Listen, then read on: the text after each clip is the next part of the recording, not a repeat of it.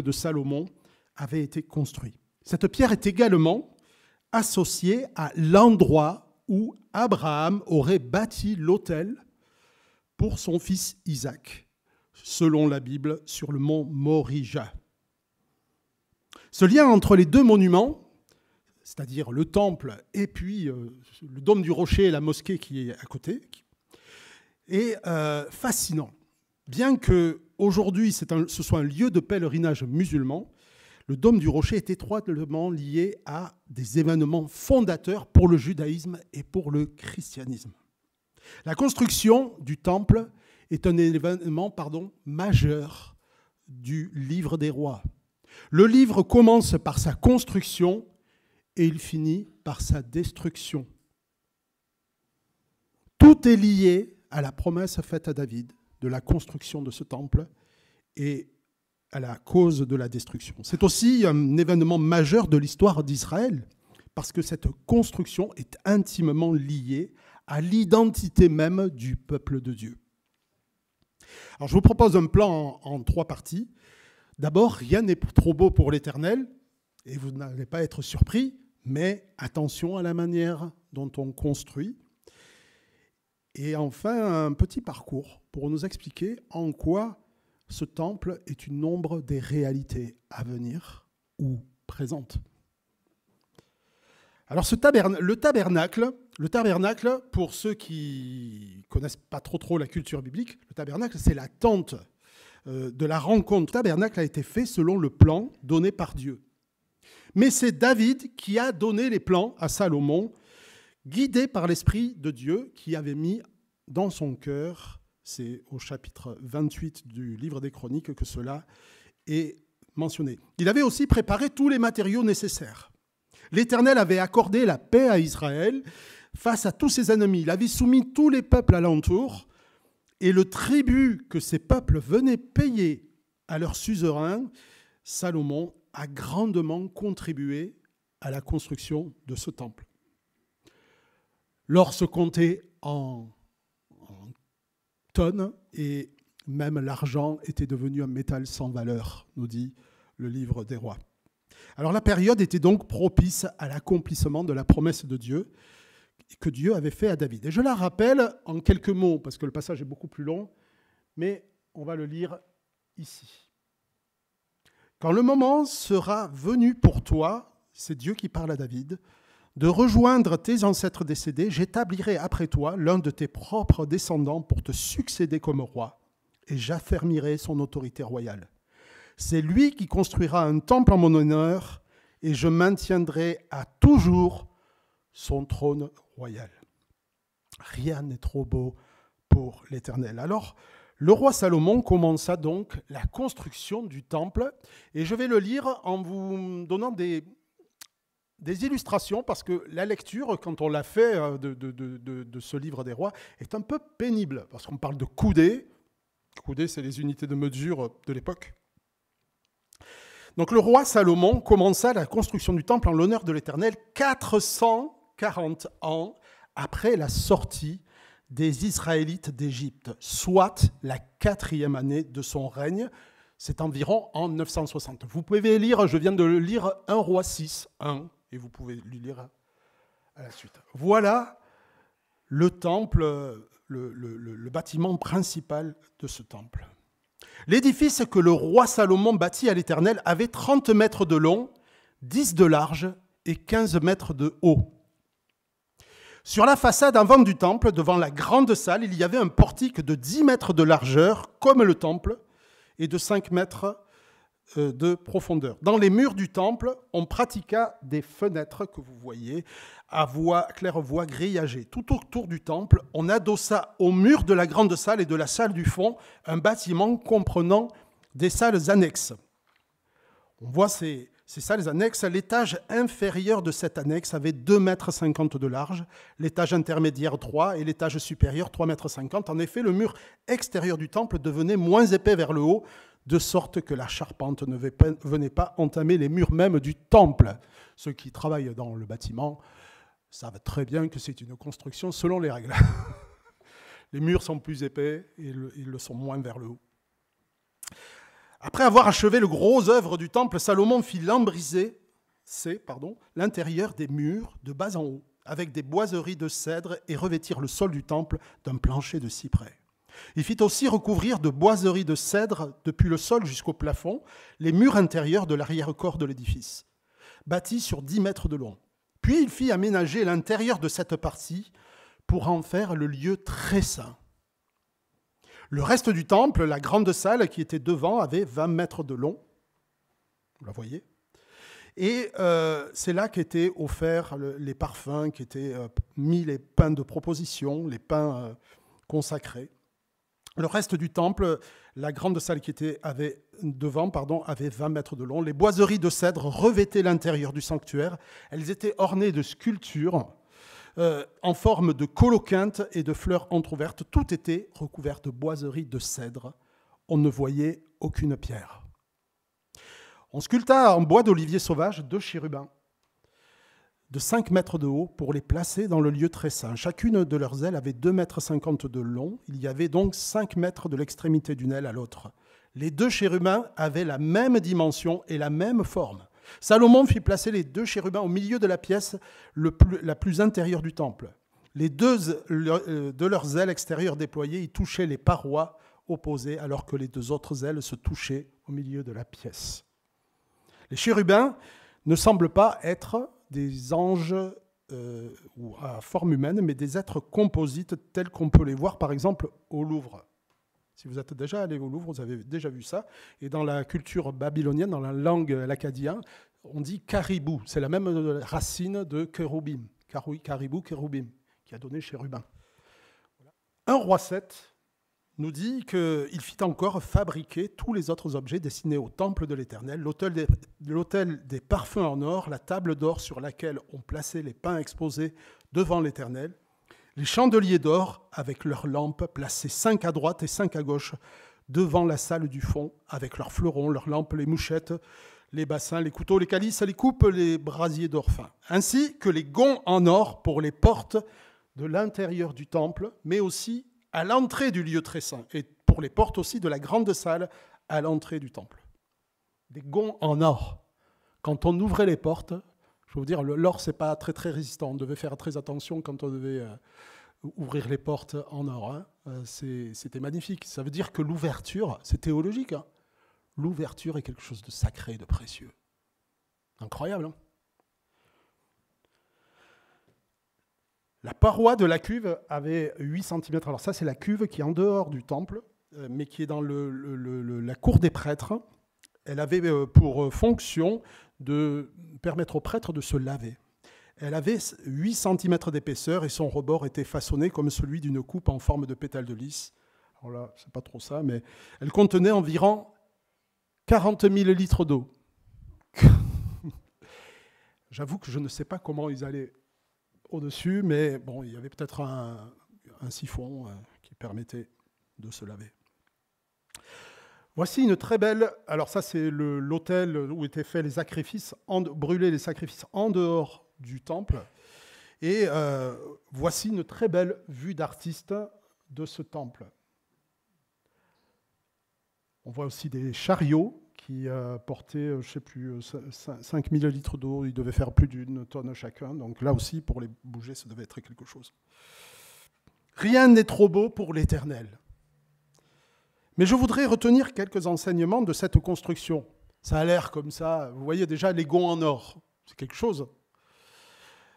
Aujourd'hui, les architectes rivalisent d'ingéniosité pour que l'on voie leur prouesse de l'extérieur. Regardez la magnifique tour qui a été construite à Arles, par exemple. Mais ici, David a plutôt pris soin de l'intérieur. L'intérieur que personne ne peut voir, à part les prêtres et le Saint des Saints. Le grand prêtre peut y rentrer une fois dans l'année. Les chérubins, on ne les voit qu'une fois dans l'année.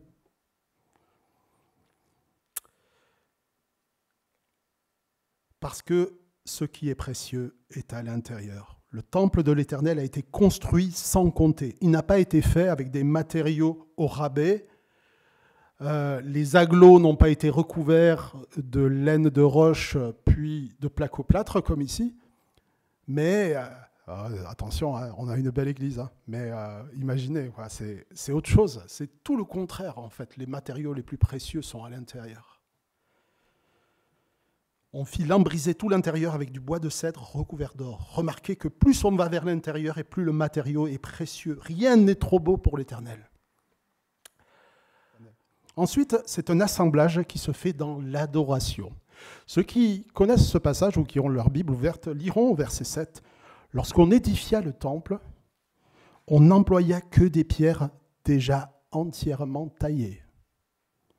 De sorte que pendant la construction, on n'entendit pas aucun bruit de marteau, de pic ou d'autres instruments de fer dans le temple. C'est un ouvrage qui se construit dans l'adoration et avec le plus de silence possible. On sait devant qui on se tient lorsqu'on le construit. Rien n'est trop beau pour l'Éternel. Ensuite, la troisième remarque, c'est que c'est un ouvrage théologique.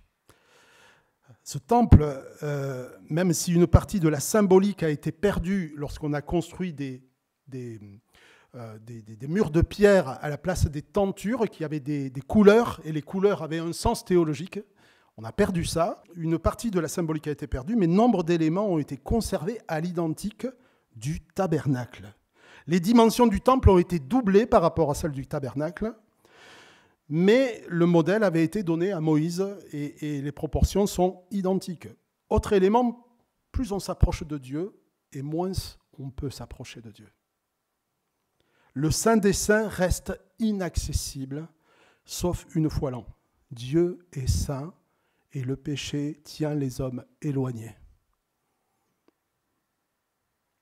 C'est très important pour nous aujourd'hui de bien comprendre cela, nous qui ne sommes plus sous la loi. La présence des chérubins qui gardent le coffre rappelle la présence des chérubins à l'entrée du jardin d'Éden. À cause du péché, l'homme ne peut plus voir Dieu qu'au péril de sa vie. Le Saint des Saints est un cube. On avait évoqué, lorsqu'on a parlé de la Trinité, l'espace en 3 dimensions. Et certainement, une des analogies les plus intéressantes de la Trinité, c'est le cube, égal dans la hauteur, dans la largeur et dans la longueur.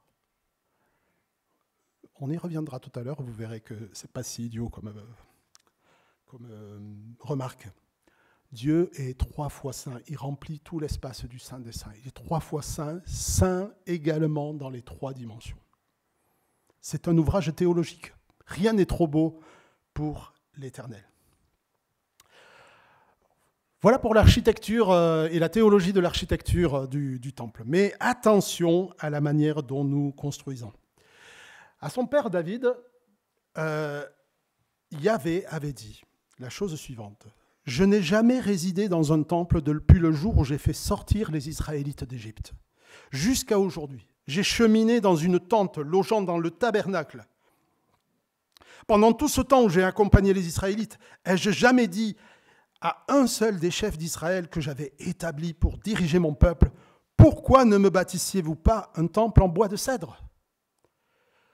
David a eu à cœur de bâtir un temple à l'Éternel, mais Dieu n'est pas impressionné ni par les trésors, ni par l'ingéniosité des hommes, car tout lui appartient.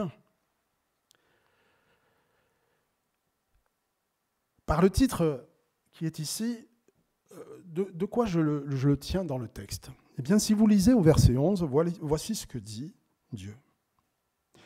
L'Éternel s'adressa à Salomon et lui dit « Tu es en train de bâtir ce temple. Si tu te conduis selon mes ordonnances, si tu obéis à mes lois, si tu suis fidèlement tous mes commandements pour vivre en conformité avec eux, je réaliserai pour toi la promesse que j'ai faite à ton père David. Je viendrai habiter au milieu des Israélites et je n'abandonnerai pas mon peuple Israël. » Dieu a promis sa présence permanente à David. Salomon était intéressé par la construction d'une maison pour Dieu, mais Dieu est intéressé par sa conduite. C'est ça qu'il veut. qu'ils lui obéissent. Dieu promet sa présence, mais l'avenir du temple est lié à l'obéissance du roi. Et pourquoi? Parce que c'est un autre thème du livre des rois, c'est que quand le roi est fidèle, le peuple suit.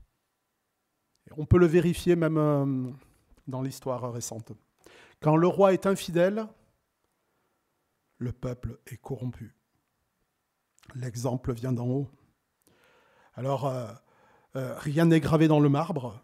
Certes, Dieu a fait des promesses, mais ce serait une erreur de croire qu'il est tenu de ne pas retirer sa faveur. Rien n'est gravé dans le marbre, c'est si tu suis mes ordonnances. Car il est dans le sage dessein de Dieu de savoir accomplir malgré tout ses promesses dans l'histoire avec un grand H, même si nos histoires particulières sont marquées par la désobéissance.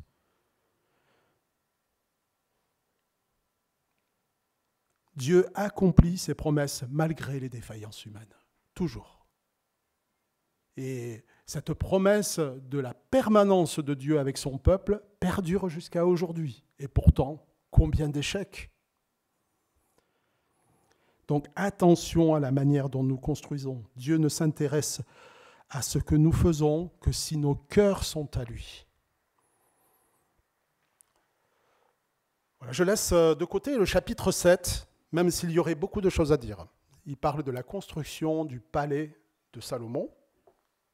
Au passage, l'auteur dit qu'il est de dimension plus grande que le temple et qu'il fait un temple aussi grand pour son épouse égyptienne. Vous savez, dans le livre des rois, il y a des petites précisions, c'est pas pour rien.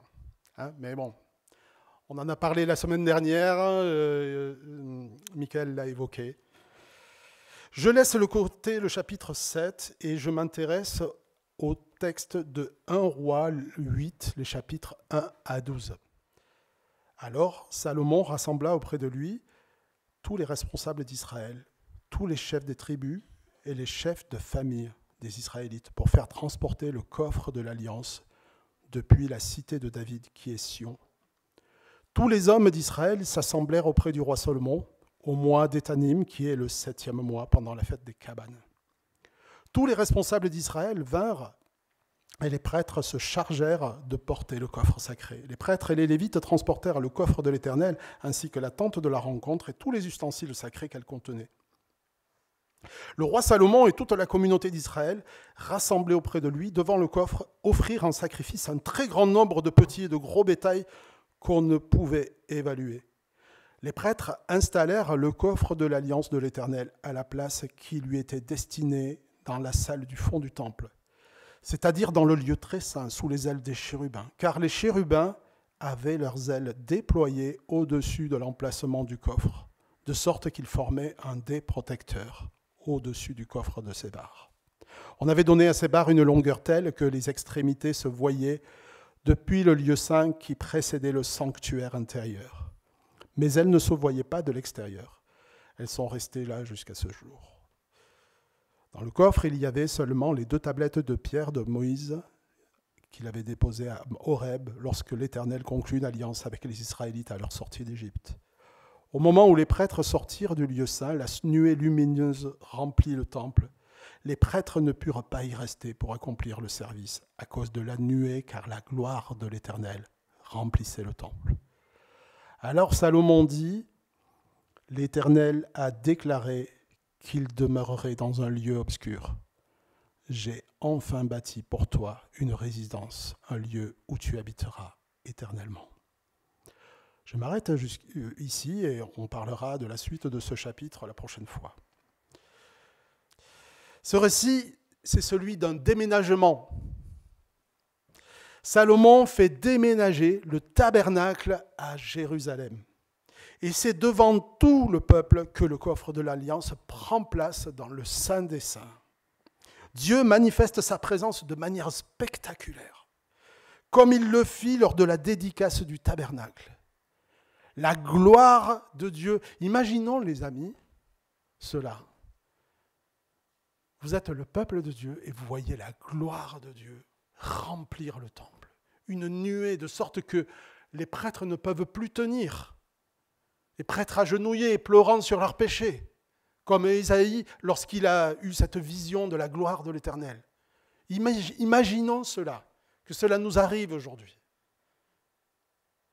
C'est un événement extraordinaire. On le lit un petit peu comme ça, mais ce n'est pas si courant dans la Bible que Dieu manifeste sa gloire de cette manière-là. Peu de gens ont vu la gloire de Dieu, ou en tout cas l'ont entrevue plutôt. Donc, c'est la dernière manifestation publique de la gloire de Dieu jusqu'à ce que Ézéchiel, le prophète qui viendra à la chute d'Israël, à la destruction du temple, il voit la gloire de Dieu s'élever au-dessus du temple et s'en aller vers le pays de Kédar. Le temple de Salomon a été détruit par Nabuchodonosor en 586, puis reconstruit après les 70 ans d'exil babylonien. Il sera rénové par Hérode le Grand à l'époque de Jésus, un petit peu avant, puis détruit définitivement en 70 après Jésus-Christ par le général Titus. On peut même voir cette preuve de cette destruction du sac de Jérusalem en 70. Si vous allez au Forum romain à Rome, vous verrez, il y a l'arc de Titus avec le chandelier qui est emmené, qui est sculpté dans un bas-relief. Il est emmené par les pilleurs, par les armées de Titus.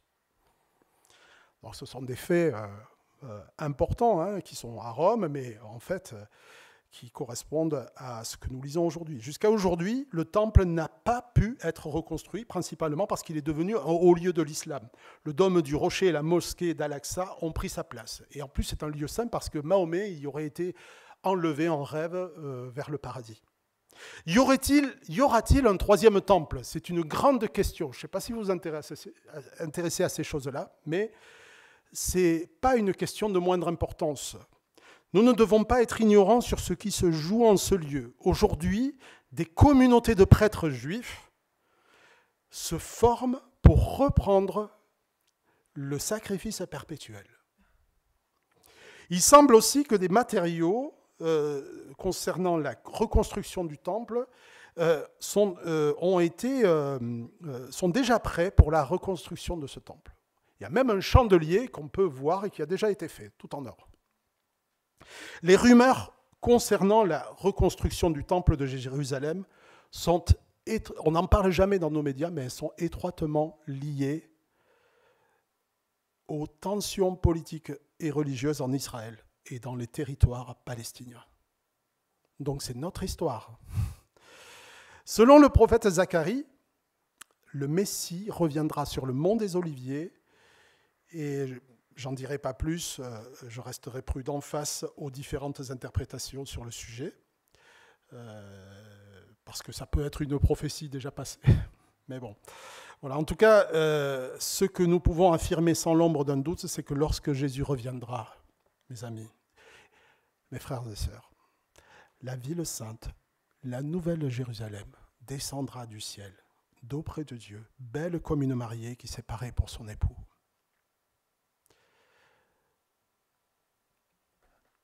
Dans l'Apocalypse 21, on lit ceci. L'ange mesura la ville avec son roseau et y trouva 12 000 stades. Sa longueur, sa largeur et sa hauteur étaient égales. Rappelez-vous du cube. Cette ville a donc les proportions du Saint des Saints. Elle est complètement remplie de la gloire de Dieu. Le Dieu 3 fois saint. Nul impur n'y entrera. Apocalypse 21, verset 22, « Je ne vis aucun temple dans la ville. Son temple, c'est le Seigneur, le Dieu Tout-Puissant, ainsi que l'agneau. » Le temple de Salomon était un lieu de rencontre entre Dieu et son peuple. Sa sainteté nécessitait une distance entre lui et son peuple. Mais sur la terre renouvelée, la création, la nouvelle création sera un temple à l'Éternel.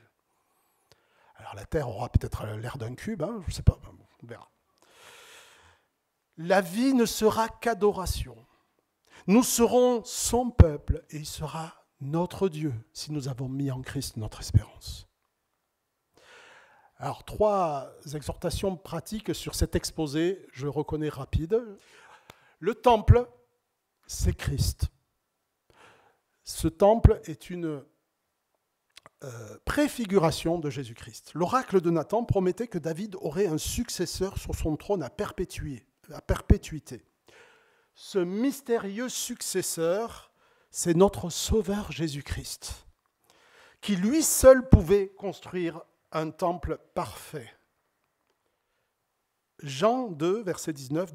« Démolissez ce temple et en 3 jours je le relèverai. » Comment, répondirent-ils? Et là, c'est les pharisiens qui répondent. « Il a fallu 46 ans pour reconstruire le temple et toi, tu serais capable de le relever en 3 jours. » Mais en parlant du temple, Jésus faisait allusion à son propre corps.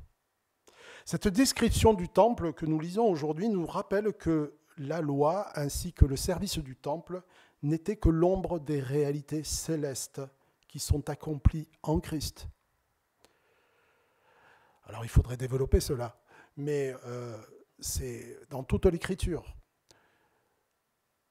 Dans Hébreux 9, verset 11, on lit « Or Christ est venu en tant que grand prêtre pour nous procurer les biens qu'il nous a désormais acquis. Il a traversé un tabernacle plus grand, plus parfait que le sanctuaire terrestre. Un tabernacle qui n'a pas été fabriqué par des mains humaines. Il a pénétré une fois pour toutes dans le sanctuaire. Il a offert non le sang des boucs et des veaux, mais son propre sang. Il nous a ainsi acquis un salut éternel. » Je reviens sur cette pierre qui est sous le dôme du rocher. C'est intéressant cette pierre, cette idée selon laquelle sur cette pierre était construit le temple et que ce serait aussi la pierre sur laquelle Abraham a voulu offrir le sacrifice de son fils que Dieu lui avait demandé. C'est un des textes de l'Ancien Testament qui parle le mieux du sacrifice de Christ, qui préfigure le sacrifice de Christ.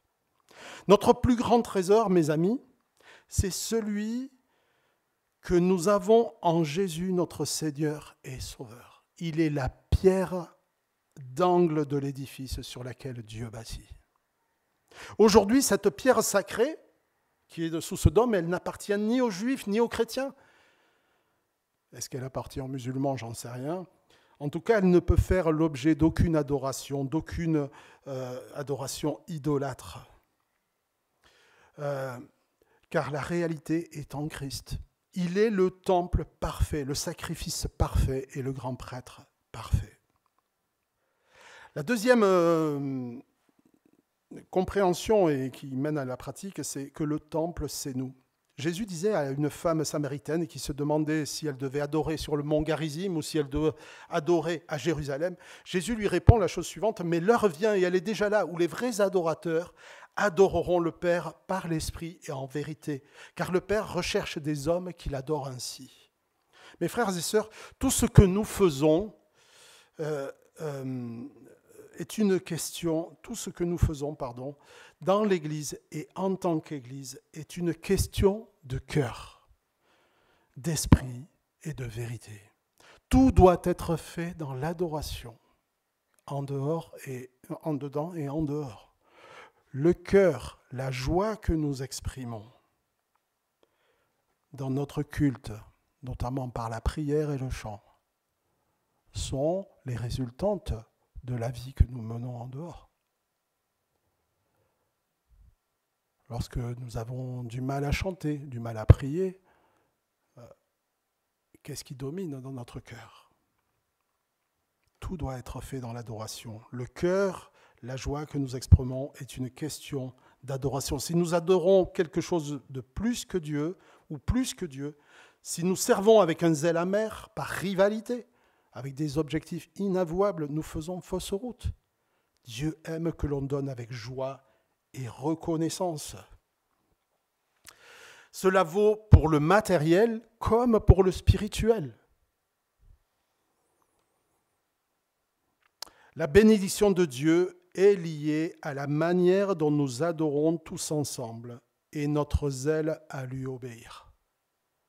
sans tomber dans une pauvre théologie de la prospérité, on en a parlé la semaine dernière, ne rejetons pas les promesses de Dieu. Oui, il y a des promesses qui sont rattachées à notre fidélité et elles ne sont pas nécessairement des bénédictions matérielles, mais le Seigneur peut faciliter grandement notre vie, en faire une vie de témoignage parce que nous l'aurons mis en premier. Hébreux 11, verset 6. Sans la foi, il est impossible d'être agréable à Dieu, car celui qui s'approche de Dieu doit croire qu'il existe et qu'il récompense ceux qui se tournent vers lui. Donc, en tant qu'Église, nous sommes ce temple. Et puis, le troisième point, peut-être celui qui pique peut-être un peu plus les oreilles, c'est que le temple, c'est toi. Eh oui. 1 Corinthiens 3, verset 11, je ne lis que ce passage. Pour ce qui est du fondement, la fameuse pierre, nul ne peut en poser un autre que celui qui est déjà en place, c'est-à-dire Jésus-Christ. Or, on peut bâtir sur ce fondement avec de l'or, avec de l'argent, avec des pierres précieuses ou du bois, du chaume, du torchis de paille. Mais le jour du jugement montrera clairement la qualité de l'œuvre de chacun et la rendra évidente. En effet, ce jour sera comme un feu qui éprouvera l'œuvre de chacun pour en révéler la nature. Si la construction édifiée sur le fondement résiste à l'épreuve, son auteur recevra son salaire. Mais si elle est consumée par le feu, il en subira les conséquences. Lui, personnellement, sera sauvé, mais tout juste comme un homme qui réussit à échapper au feu. Et pour attester qu'on parle bien du temple personnel que nous sommes, eh bien, il suffit de lire les versets suivants. Ne savez-vous pas que vous êtes le temple de Dieu et que l'Esprit de Dieu habite en vous? Si quelqu'un détruit son temple, Dieu le détruira. Car son temple est saint et vous êtes ce temple. Autrement dit, ton corps est un lieu saint. Un lieu très saint. Parce que tu as été racheté à un grand prix.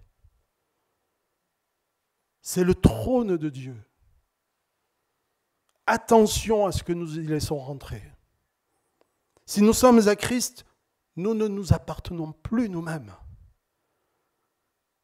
Glorifions Dieu dans notre corps, dit Paul 3 chapitres plus loin. Attention à la manière dont nous construisons. Ne prenons pas le risque de construire avec des matériaux de piètre qualité, peu coûteux, qui ne nous poussent pas à de grands sacrifices. Acceptons au contraire de donner ce qu'il y a de meilleur à notre Seigneur, parce qu'il nous a tellement donné le prix infini de son sang. Pour nous qui sommes arrivés au temps de la fin, nous sommes encore moins excusables que le peuple d'Israël, parce que nous avons eu la pleine connaissance. Nous avons vu la réalité que le temple annonçait. Nous l'avons vu et nous la voyons aujourd'hui par les yeux de la foi. Lambrissons notre vie de bois de cèdre du Liban, truc qui coûte cher, et pas de balsa ou de pain. Recouvrons nos cœurs d'or, car c'est le lieu saint. Et notre vocation en tant qu'enfant de Dieu, c'est d'être le lieu, personnellement et communautairement, le lieu où Dieu habite par l'Esprit. La vie normale du chrétien, c'est d'être rempli du Saint-Esprit. Et nous sommes tous défaillants. Mais la qualité des matériaux importe. Nous le voyons avec 1 Corinthiens 3. Tout a de l'importance. Avec quel cœur servons-nous le Seigneur. Lambrissons nos vies de bois de cèdre et nos cœurs d'or. C'est là la promesse permanente de sa présence dans son temple. Il sera notre Dieu, nous serons son peuple. Que le Seigneur vous bénisse ce matin et cette semaine.